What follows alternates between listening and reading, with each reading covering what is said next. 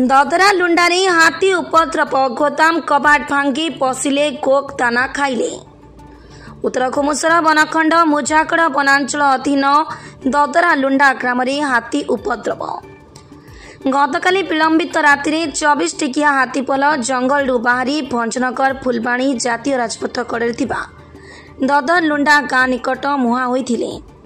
सेठारे थिबा गोदाम फैक्ट्री कबाट भांगी पशिथिले। प्रचुर परिमाण गोदाना खाइबा सह गोदाना बस्ता गुड़िक पादरे दली सुंडरे एणेतेणे फपाड़ी चली जाइछंती।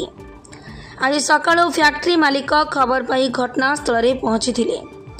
लक्षाधिक टंका हाथी उपद्रव रे नष्ट होइथिबारु वन विभाग तुरंत क्षतिपूर्ण देबाकू दाबी करिसंती।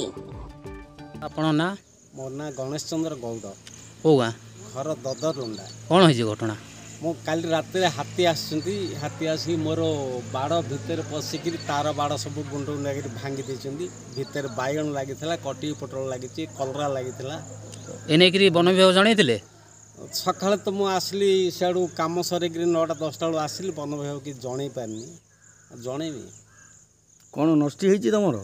मोर तार बाड़टा पूरा गुंड कर भांगी देती। बैगण फाइगण लगी सब चकुड़िक दलिकी नष्ट हो जाइए। कटी पोटल अच्छी सेगुड़ा नष्ट हो प्राय केते भरण केते एकर जमी? मोर ये तो 60 भरण कि सब नष्ट होना सब 2-3 भरण 3 एकर खंडे हम नष्ट। गंजाम जिला प्रतिनिधि अमरेंद्र कुमार पटनायक का रिपोर्ट, ओडिशा टुडे।